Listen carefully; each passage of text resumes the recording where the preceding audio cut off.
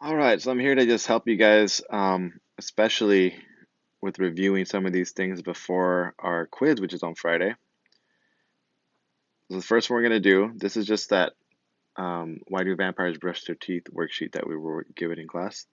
The first one I'm going to do is up here, 15. So it's this guy right here. So I'm going to write it down here because I have more space down here. So what I'm going to do first is just put 15.34, write my first term. And the next thing I like to do is I right away add my decimal on the next one. All right, so I did that in red right now. And then I can line it up. So since my decimal's right here, I know 8.3 comes right after the decimal and 4 is right before it, right?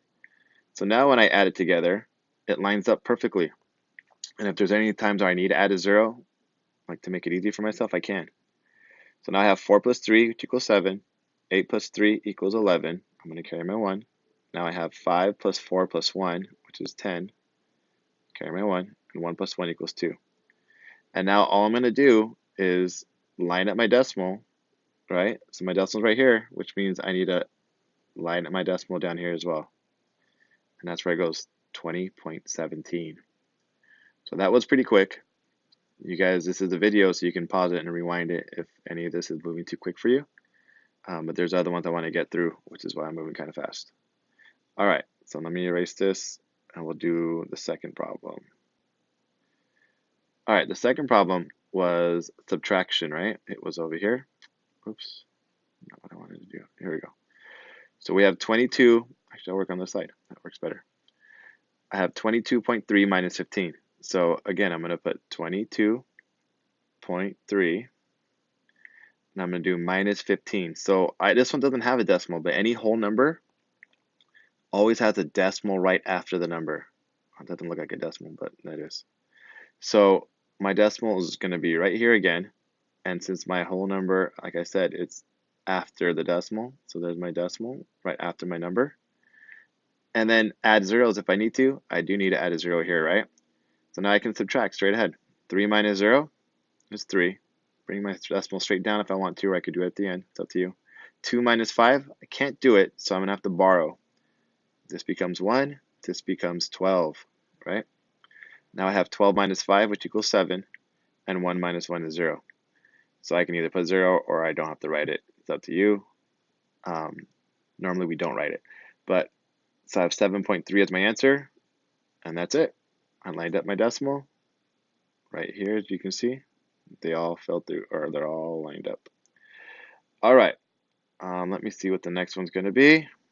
Oh, I wanted to do a division problem, and actually it's this one right here, because it's tricky, because this is dividing by decimals. So remember in and out, which we talked about in class. We're going to take in and out. So on my little division house, the first number goes in, and the second number goes out. And what I'm going to do here is I'm going to get rid of my decimal point. So when you're doing multiplication and division, that's kind of like one of the first steps is we're trying to get rid of our decimals. I'll talk about multiplication in a second. This is division. So to get rid of my decimal, I'm going to turn this into a whole number, which means I need to move it over one number, right? There's only one number to the right of my decimal. And if I do it here, that means I need to do it here as well. So now if I rewrite my question or my problem, it becomes 28 divided by 63, right? Because the decimals are after my whole numbers now. And then I just got to work that out. Well, how many times can 28 go into 63? Well, I might need to work that out because I can't do that in my head. So let's say 28 times 2 and see what that gives us. 2 times 8 is 16. Bring that up. 2 times 2 is 4 plus 1 equals, oops, not 4, equals 5, right? Because 2 times 2 is 4 plus the 1 equals 5. Even I make mistakes, guys. It happens. 56, that's pretty close. So I think that's going to work for us. So I'm sorry, I have to use this program very often. I'm trying to figure out how I can move this stuff. Nope, I duplicated it. Let's go back. Okay. I'll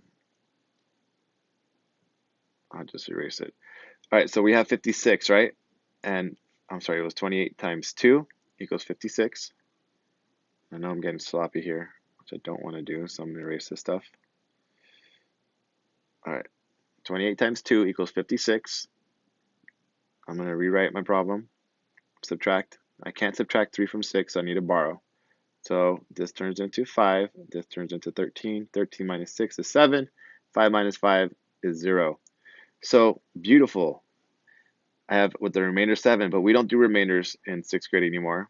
What we do, I said do. What we do is we add a decimal here because there's no decimal, or the decimals are also to the right of my whole numbers, right? And I need to add a 0 so that I can continue going in here. Now 28 goes into here. I'm going to tell you it's 2 times because 56 was pretty close, right? And I'm going to go ahead and work this out. 0 minus 6 doesn't work, so this turns into 6. 10 minus 6 is 4, and this is 14. I'm not done yet. I need to add another 0 so that I can divide in here. And now I have to work on the side again. How many times can 28 go into 140? Well, I know 2 was 56, so 4 is going to be 100 and something, but I don't think that's right. So let me try 5. 5 times 8 is 40. 5 times 2 is 10, plus the 4 is 14. Hey, that worked perfectly. And there we go. So that was 5, right? So I'm going to put my 5 up here at my quotient.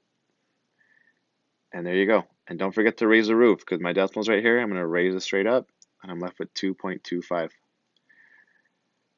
I know this got a little bit sloppy. That's how we do it. I'm going over the steps. We'll do one more, but this one's going to be a multiplication problem. Let me see here. Let me pause. All right, so the last one I'm going to do for you guys right now is this one, T, 11.4 times 4.4, or 11 and 4/10 times 4 and 4/10. So like I was saying, I can write it out, right? And since this is multiplication, I don't need to line up my decimals. I can actually pretend they don't even exist.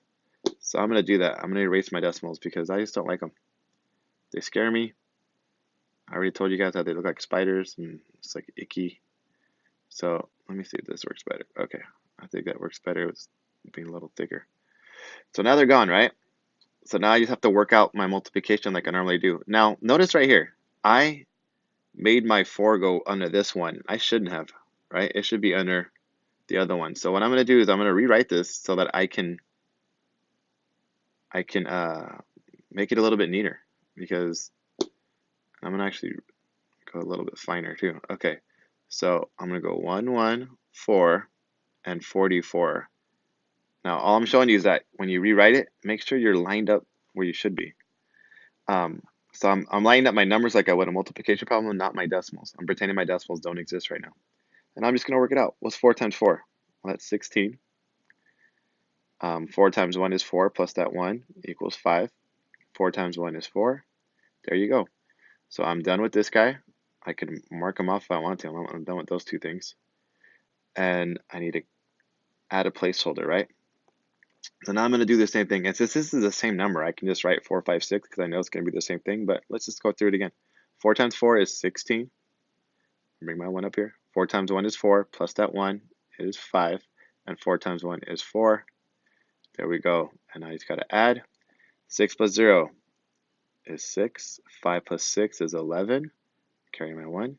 Now I have 5 because 1 plus 4 is 5. And 5. 5 plus 5 is 10.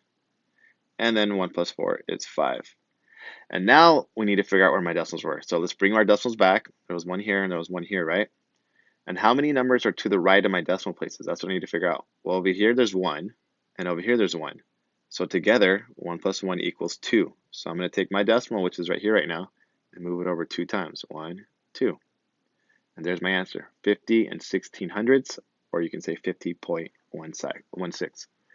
50.16. All right, so that's how you do.